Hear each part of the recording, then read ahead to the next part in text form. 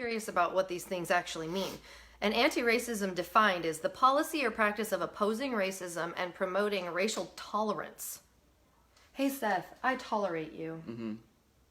Does that sound loving and great? Does that Right. sound what God wants us to do? Does that sound like what God wants us to do? It's like you Hey. tolerate a barking dog because you don't want to get up and go. Right. Like, I also tolerate a sliver sometimes. I tolerate like nobody knows what a sliver is. It's called a splinter. it's not called a splinter. That is a rat that teaches you jujitsu in a tunnel.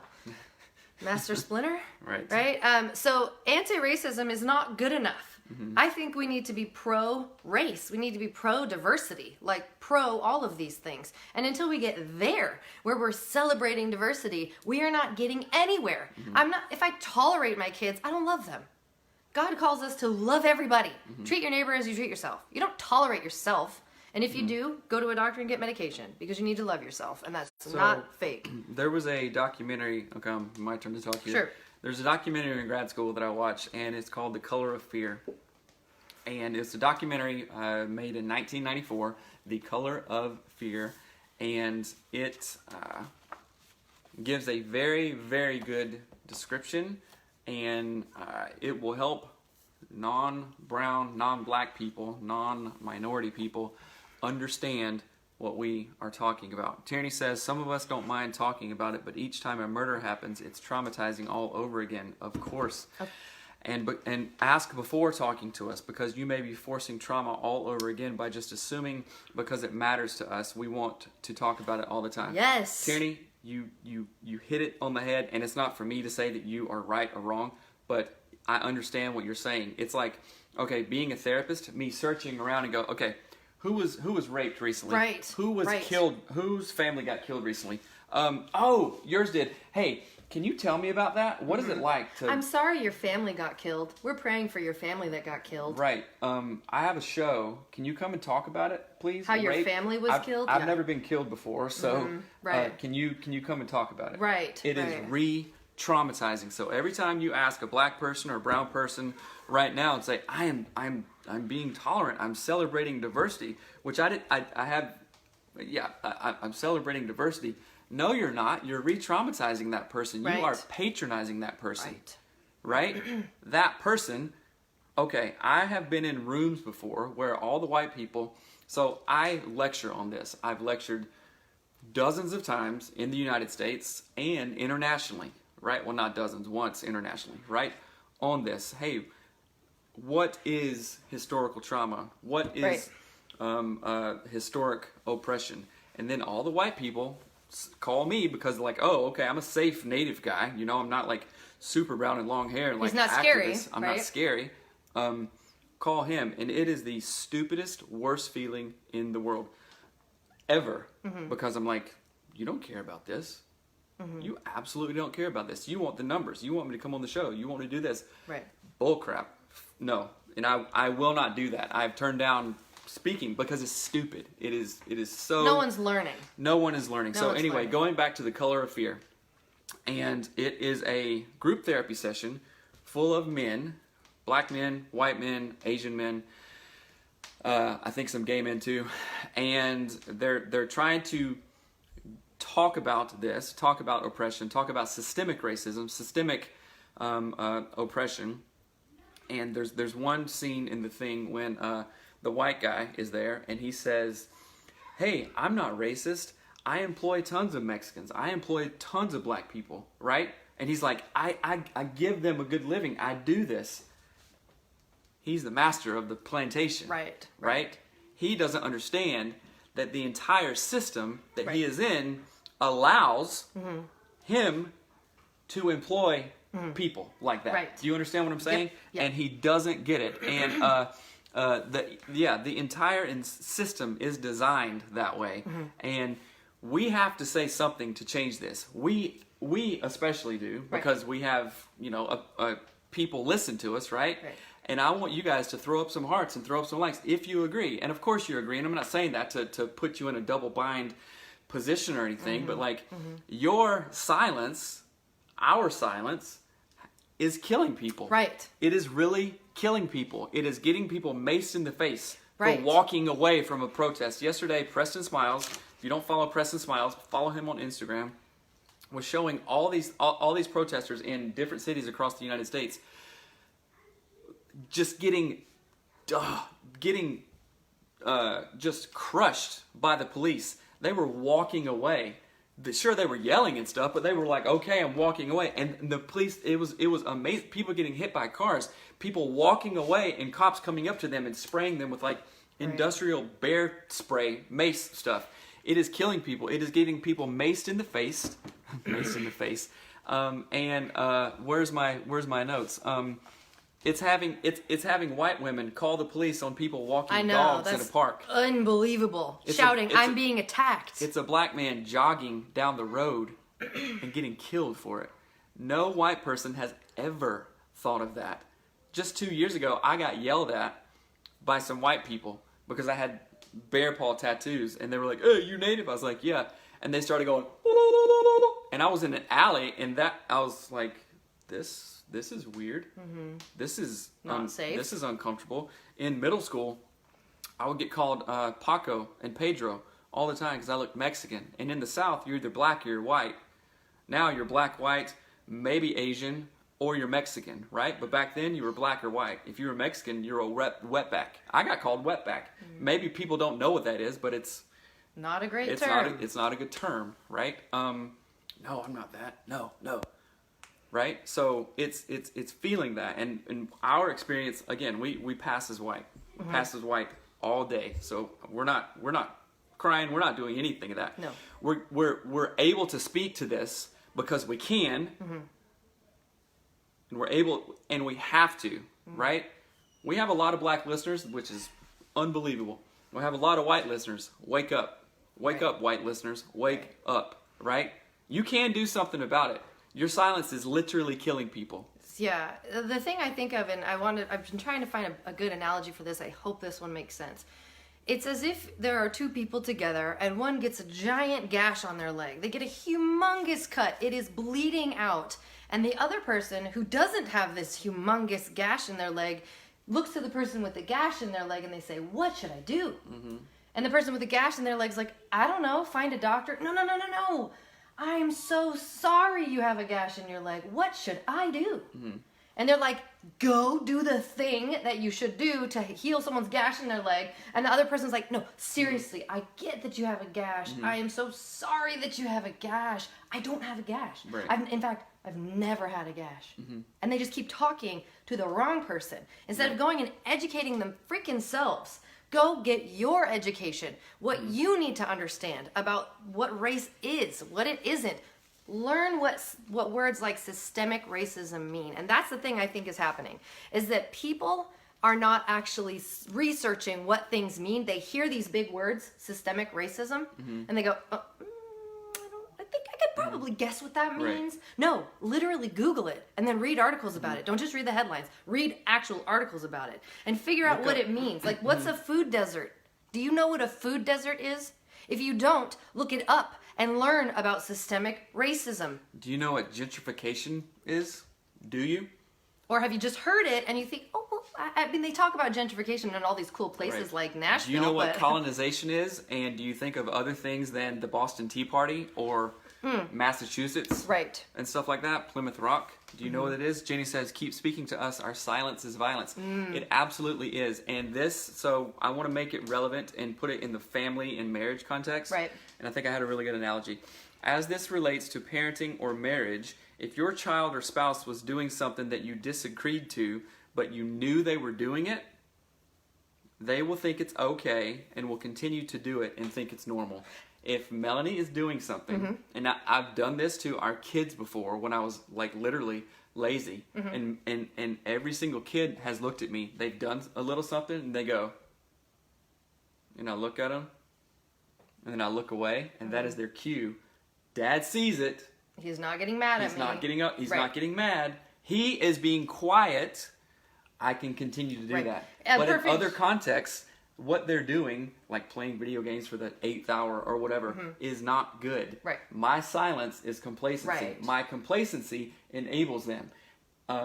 My enabling continues that behavior. Right. A good example of this in my world, in our world, is when we tell people that we're native.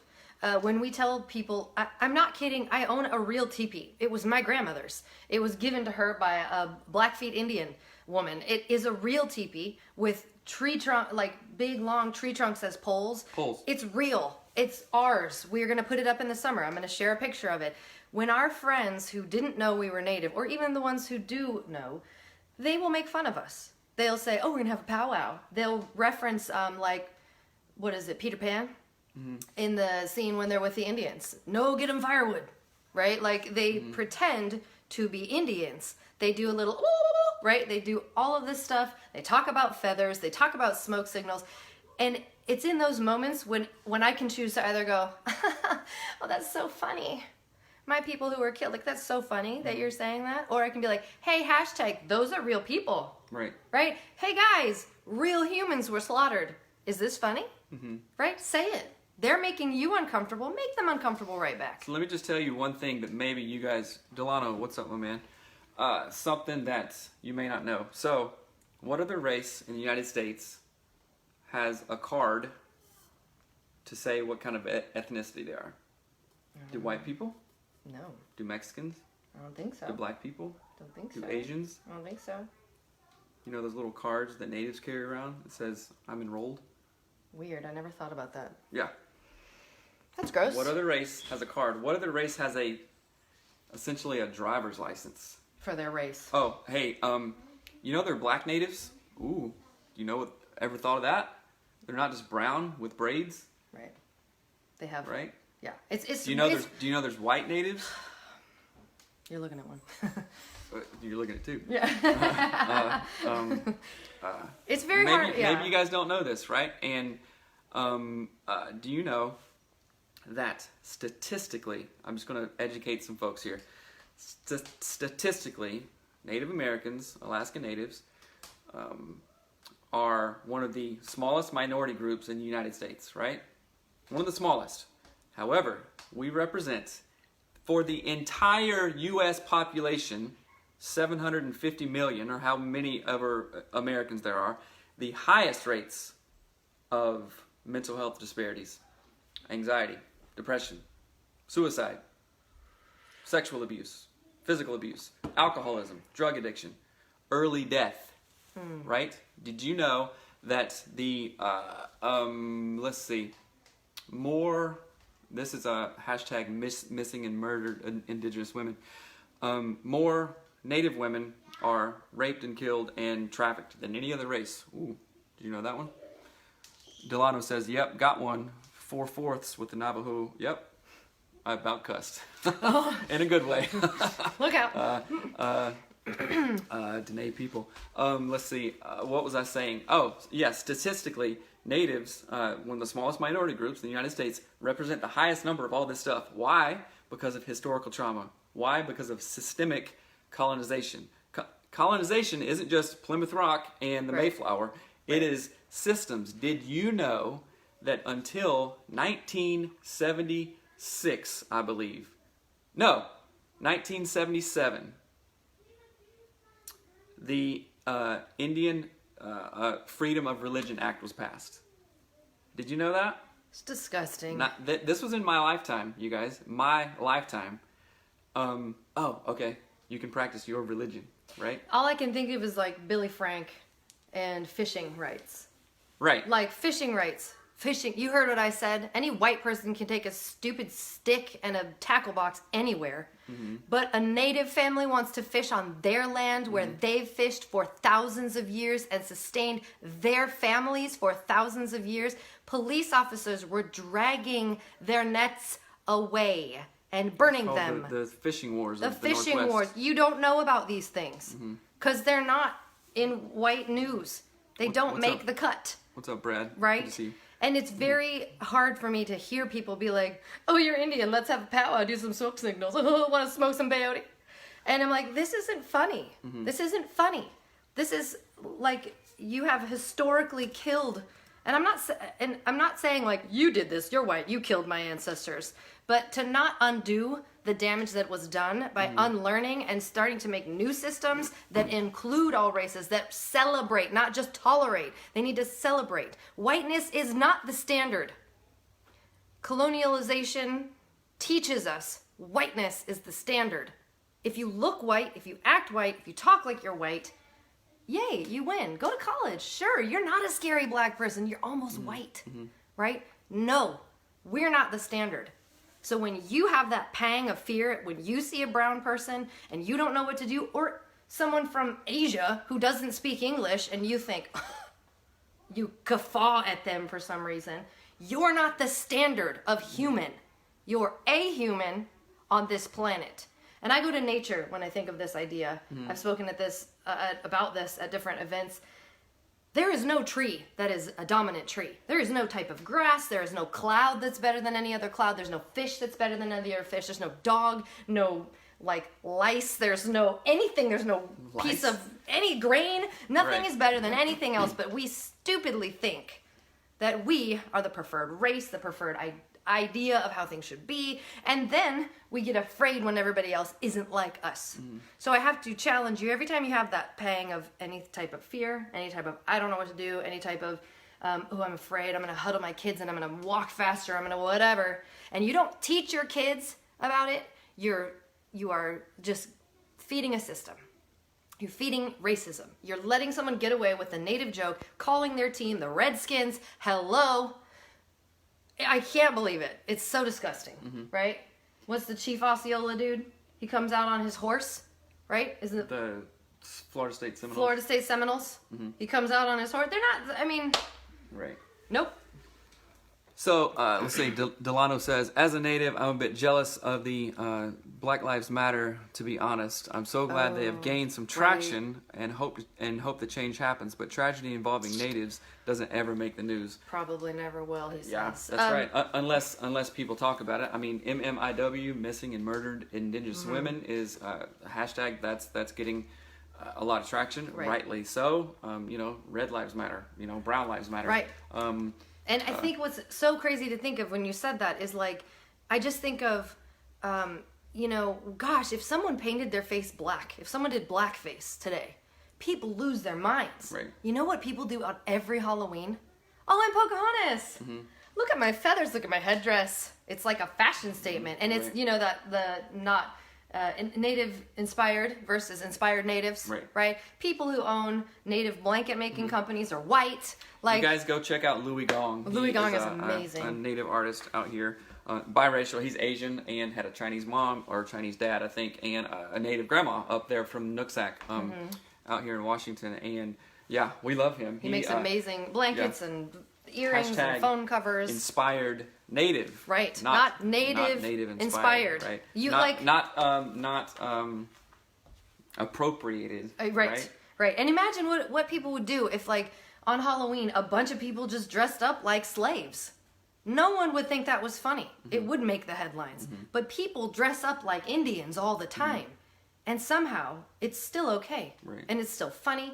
It's somehow sexy. Like, oh, look, sexy native. Like, no, this isn't okay. And I want to talk about how TV impacts all of this. How, like, the natives, the people of color have been exoticized but also villainized in TV. And I will tell you what is shocking.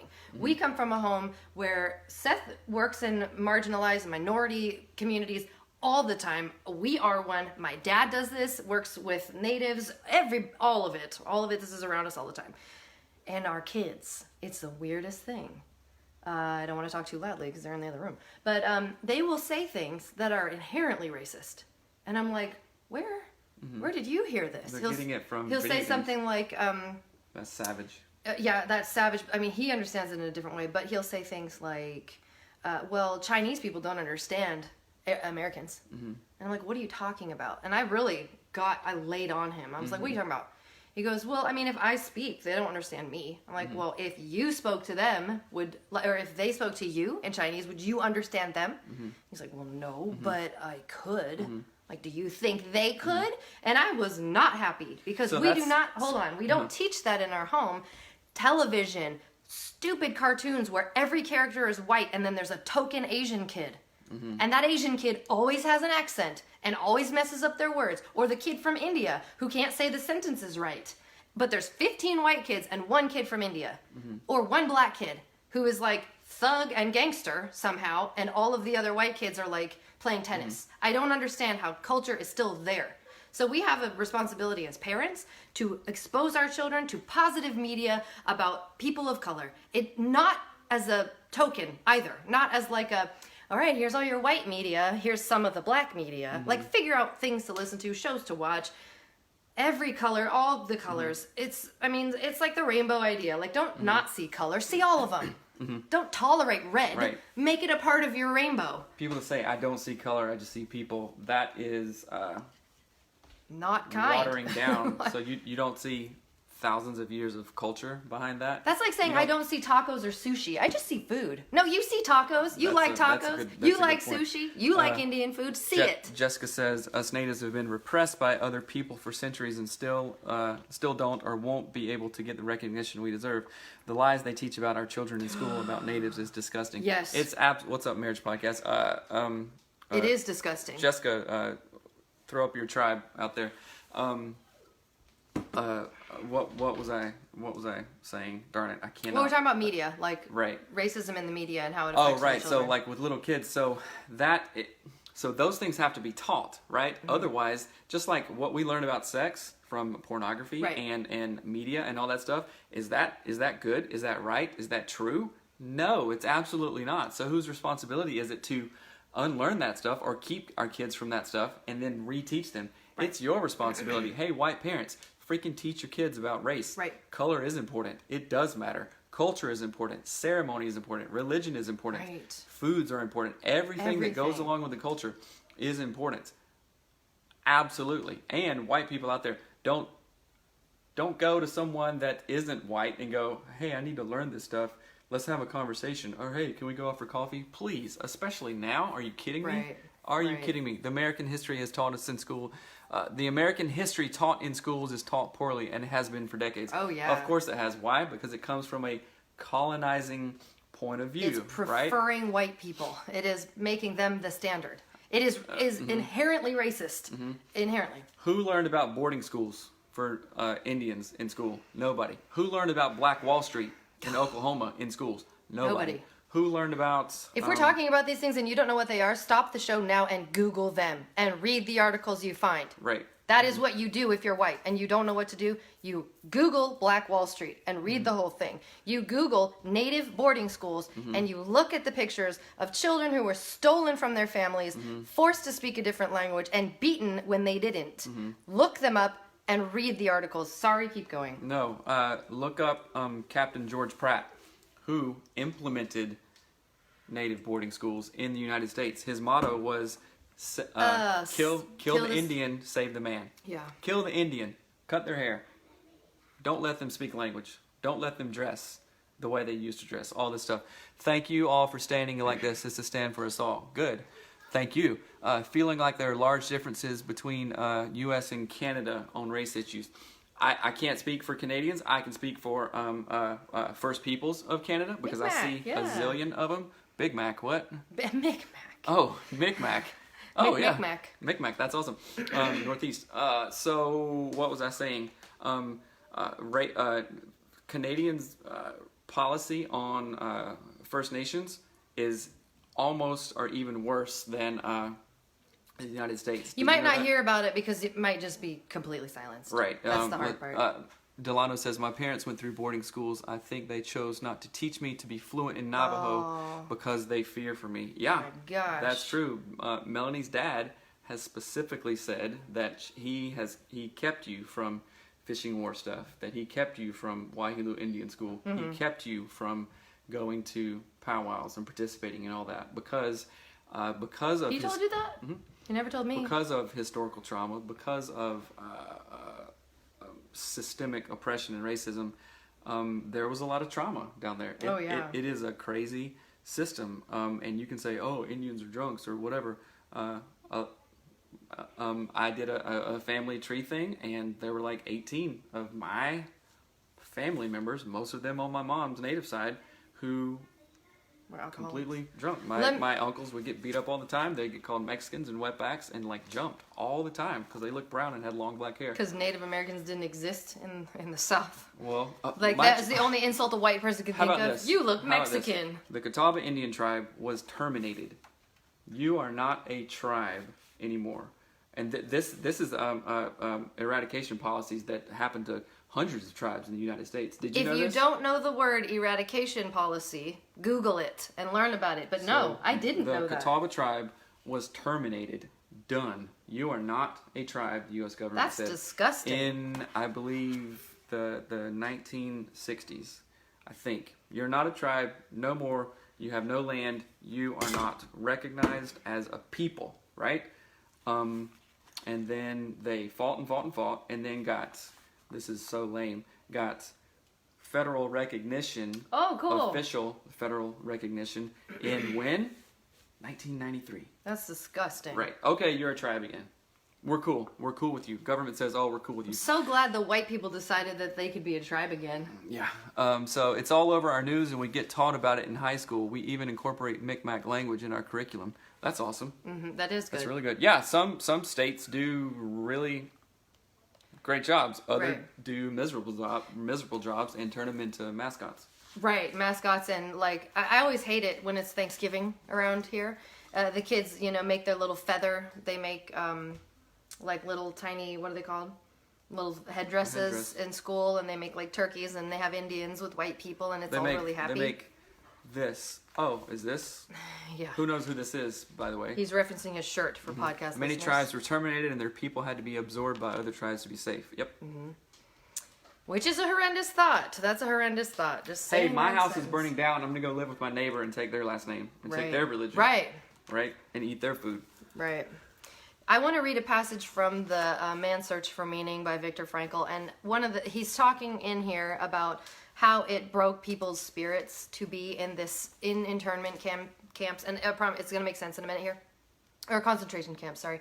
And he was saying that it says, a well-known research psychologist has pointed out that life in concentration camps could be called a provisional existence, and he's meaning they literally had one cup of watery soup a day and one piece of bread, like a little part of a loaf of bread, to eat for the entire day, and they had to do intensive, insane labor. And it says this is a provisional existence.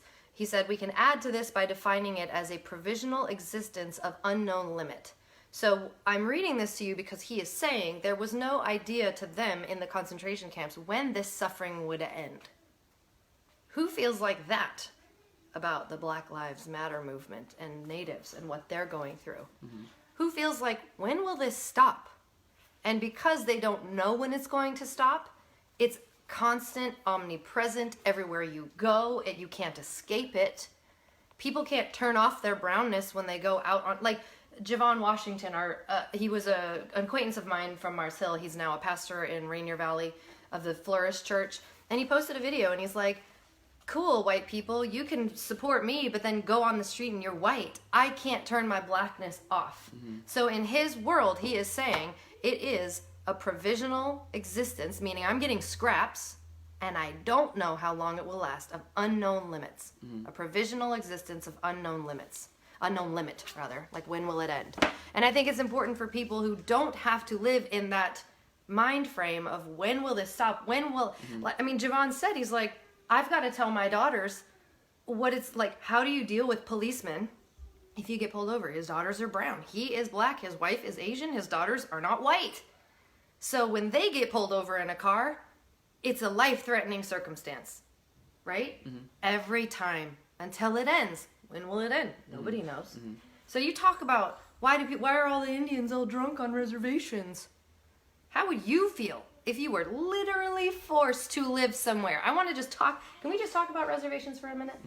Because I find it unthinkable that they exist still in this world. Like, it is hard for my mind to understand. I remember talking to a coworker one time, and I said, oh yeah, you go by the Muckleshoot thing. Or she goes, oh, by the Mucks. She called a people group Mucks. Like, of course, it was a shorthand for Muckleshoot, but it hit me. so hard because when she said it, it was like, oh, they're gross. Those are gross. That'd be like saying, oh yeah, by the black people, yuck. And I was like, what? It is the year 2000 and something. How are we referencing people groups like that? Like, this is not okay. And reservations are real, you guys. If you don't live by one, they're real. There are people literally stuck in parts of the country. They can't leave. Well, there's Let's talk about there's not like a gate there. They don't. Well, I know, but let's talk about it. Right. So think about this in the context of family systems, right? So, okay, you're in a family system, and this is all you know. You grew up with it. Your mom did it. Your dad did it. Your grandmas did it. This is all you know, right? It is going to be difficult for you to get up out of that. So, natives on reservations can leave. Some reservations are way worse than others, like Pine Ridge and South Dakota and all that. That is a very volatile place. It's a very broken place by design. By design. That's systemic racism. That's what that is. Reservations are United States concentration camps. Right. At least that's what they were designed to be. Now there's like all kinds of, like, we're still here. Like, our reservation is thriving. Right. We are making it work. So right? here, the people on reservations are amazing. They're wonderful. And think of it like this. Think of if the government came in tomorrow and they said, all right, we're gathering you guys and we're moving you to the middle of, like, South Dakota because you're better off there. You're scary. You're going to go there. So then, like, 100 years later, you're like, wow, South Dakota is not really where I want to be, but all of my family is here. I don't necessarily want to leave all of my family, but this is really not even my land. Right. Everything I know is here. It's not thriving. There's no colleges. There's no universities. There's no, like, grocery. Y'all, there is no Kroger. There's no Fred Meyer with an organic section. Right? So let's talk about what's not there. It's designed to extinguish these people. It is designed to be gross and not healthy. I am not saying people on reservations are gross. Please do not misconstrue what I'm saying. These are my people. These are good people. They're loving. They're my ancestors. We're on White Earth Indian Reservation. They are. Right. I mean, but these reservations were not great places to go or stay on purpose. They were places to go to die. You lose your culture. Oh, you're in a land where you can't farm you can't grow your wild rice. Sorry. This is where the government wants you. Right. Have fun. Right. No college, no bus stations, no trains, nothing. They're designed to kill the culture. Tony says, makes me wonder how people will support people of color after the protest end because the many issues still continue. Yeah. So, white people, listen to that. The issues still continue. Right. Just because cars aren't on fire Right. in every major city in the United States, windows aren't being busted, people aren't being maced, does not mean that this is over. It does not mean that it's over, right? So what you're doing now, all pumped up, even us on a show, even like a lot of podcasts are talking about this and stuff, and we're not talking about it. We're talking about it because we know it's our responsibility to talk about it. Right. Right? Who cares about numbers or whatever? But what happens after, right? What happens after the funeral is over and people go home? You know, we had the wake, we had the dinner. You know, people go back to their homes. How are you reaching out to those people now? Or that family now, right? Maybe you're not. I don't know. You know, what's one of the best things you can do? Don't reach out to black or brown people and say, hey, what can I do? Go walk beside them. Right. Say, hey, help what's change up? policy. Hey, what's up? That's all. That's all. Yeah, Oh, if can, you- can I help you? Can I do anything? Can I, I'm white, you're brown. Can I do anything? No, freaking idiot. Go, just walk with them. The one thing Go I walk. did. Even if there's a zillion white people holding signs that say Black Lives Matter and other stuff, I can't breathe, and there's zero people of color around, do it anyway. Right. That's one thing I was Are gonna you say. doing is it to be seen? Are you doing it to be like, yo, okay, we're cool. Right. Fist bump, hand in the air, we're cool, right? Are you doing it for that? Then don't. Watch it on TV and stay home. Right. One of the things I thought was really beautiful is someone said, how can you help? Right? If you are a white person, your white body says more to a police officer than my brown body. Get in the front of these marches, right? Get in the front of them. Be a voice. March when there are no people of color there. March to get policies changed in places and bus stations built and like better grocery stores put into all the things, like change the system. And when I say that, I don't mean like, you might be like, well, I can't do that. Yes, you can. Yes, you can. You're just not doing it. So go ahead and say you can't do it, or do it. And then don't, but if you know this and you go, oh, I don't know how to help. Yeah, you do. I told you. You do. I told you how to help. Right. Change who you vote for. Change what you vote for. What you allow when someone makes a racist, disgusting joke. Say, you're an a-hole. Don't make jokes like that. Make them uncomfortable. Racism is uncomfortable.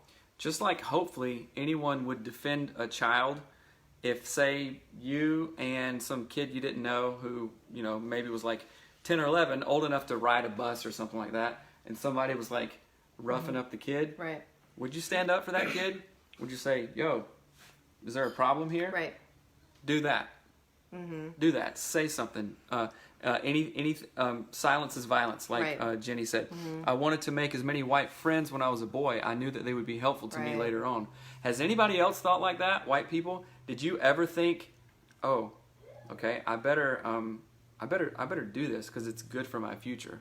No, you probably thought the opposite. I'm cool. I got a black friend over here, you know, or I'm cool. No, I just grew up with a black. It's cool, you know. What do you do when peaceful protests turn to violence or wrongdoing? Do you turn and run? I don't know. Do the thing that helps. All I can think of is do the thing that helps. A lot of people that we know we have friends in a bunch of different cities that have had big protests, and they are going out the next day and cleaning the city. That helps. Right. It's not against what happened. It's not judging what happened. It's helping. So do what helps. There's no right or wrong, because obviously every situation and like literally every different foot of that protest, every mile of the protest is going to be different. If you've got someone with a gun shooting you, like leave, you know, for safety. But do what is helpful, right? It's not helpful to be like, oh, all of these people who've been systemically oppressed for hundreds of years are Right. mad and they're looting. Like I wrote a post on Facebook a couple of days ago, and just this is the best analogy that I can think of. Is like if you kick an animal, if you kick a dog for years and years and years, and design a system that doesn't support it, why are you surprised that animal or whatever is going to bite you?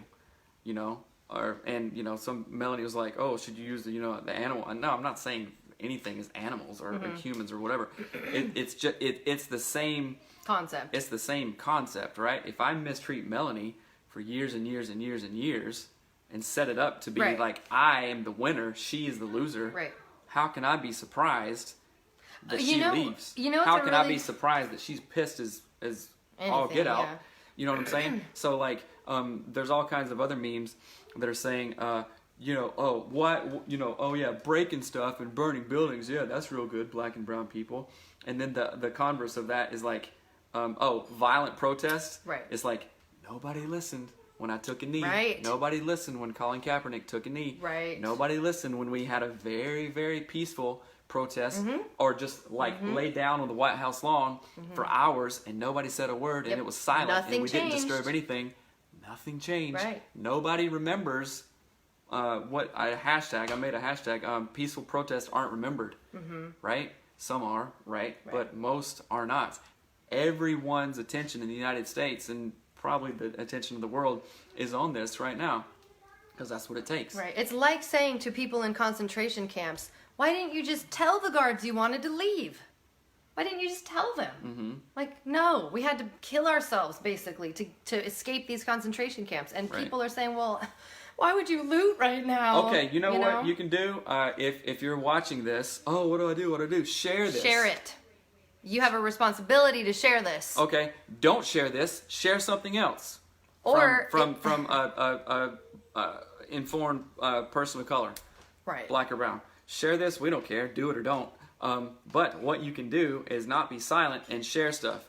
Hey, share stuff on your Facebook page that your racist uncle is going to see. Right. Share stuff on Right. your Instagram and your social media that your mom that says, "Oh, we don't talk about that. Right. No, just Right. keep the peace." Share that, right? Karen, what are you doing?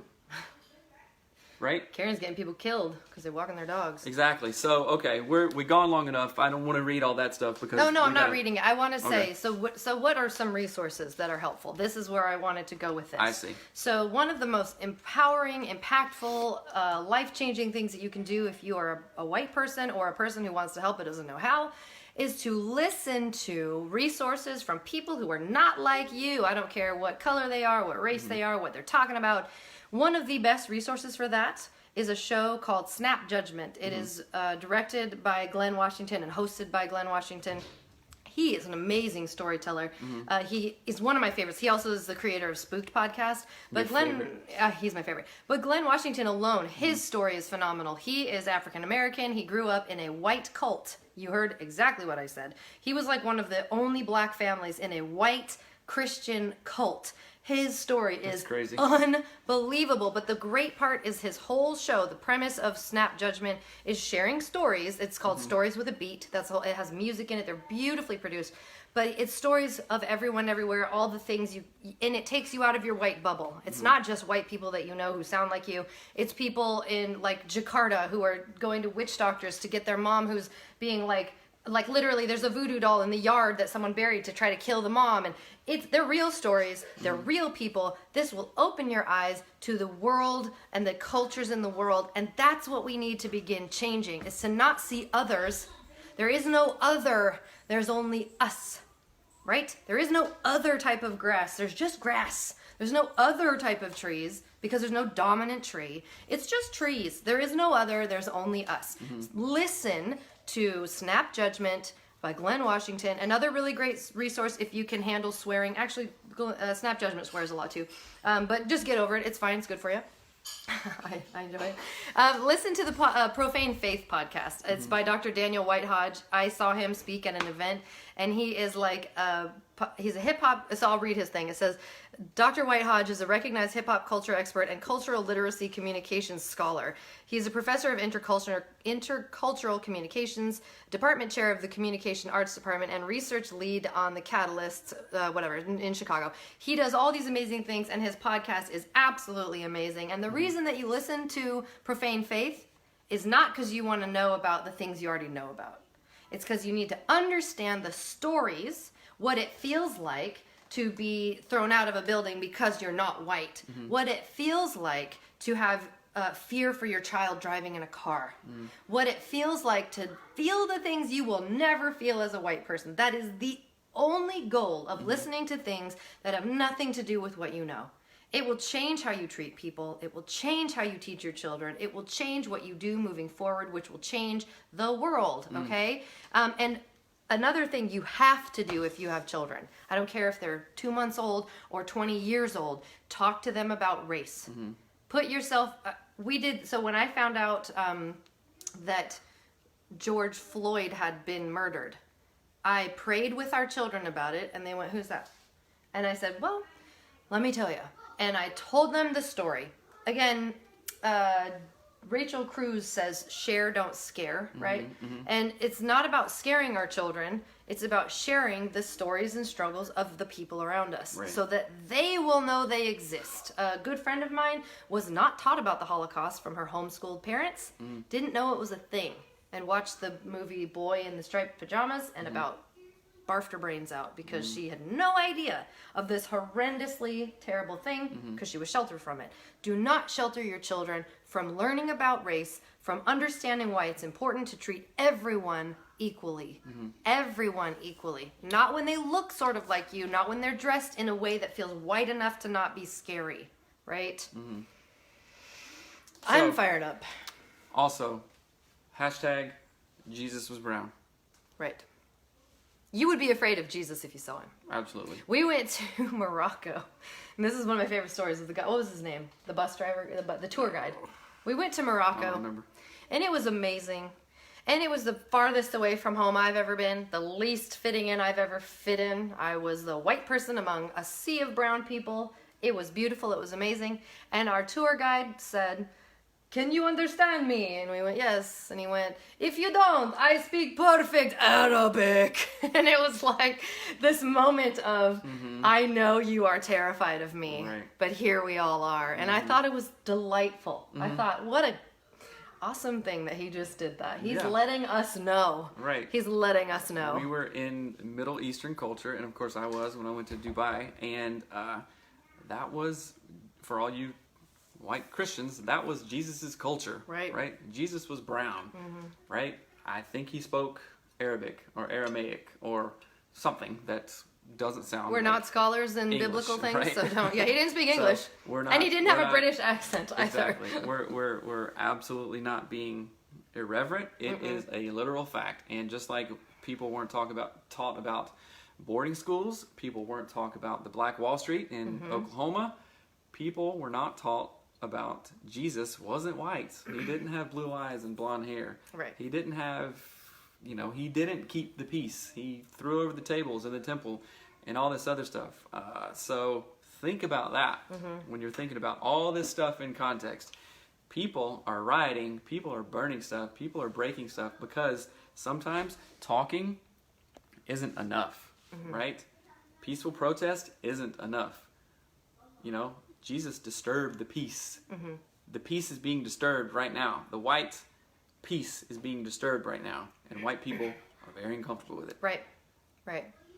Flock to the unfamiliar. You will grow. Growth is in the uncomfortable times. Make yourself an ally. If someone, a person of color, brown or black or yellow or red, is sharing an experience that they had, how dare you to defend it and say some weird anomaly What are you saying? Analogy? Anomaly from, this anecdotal point that somebody said something. Don't defend that. Listen to it. You don't have a leg to stand on. But this is another thing I see that. Another thing I posted on is like a lot of people are trying to defend their point of view or saying, oh, I saw this black dude say this one time. So you're only defending with a black person. You are using a black person to defend your ideology Right. That you may not even know about. So Right. listen. Be open. You have no right to defend. This isn't your time. Okay. Oh, God, this isn't your time? You're used to it. It's not. So get Right. over it. So our time is running out. You need to share this podcast. If you are a responsible person of color, of whiteness, of anything, human race, if you're a human, share right. this show. This show should get more listens than any show we've ever made in the history of this show. If it doesn't, I'm mad at you. Right. You heard what I said. I'm going to call you out on this. If you say, I don't know what to do as a white person, and you do not share this show in at least one place, screw you. If you say you don't know what to do and you say you want to help and you don't share this show, you're a lying jerk. And I don't care if you're upset about it. The only way to change this stuff is to share this stuff and become educated. And it is not the victim's role to tell me how to heal them. It's our role. We told you what to do. We gave you resources. We'll give you more. We'll link books. We will do all the work that we always do because we love you and we care about our community and the lives of everybody. We care about the world and the health of our children and the health of our relationships and the health of ourselves. We will give you the resources. What will you do for us? That's right. You will share this show. So be happy and have a freaking day. Yeah. It's good. God, I'm going to come at you. No, we love you for reals. Hashtag George Floyd. Have a good day. Love you. Right. Bye. We love you. Goodbye. Bye.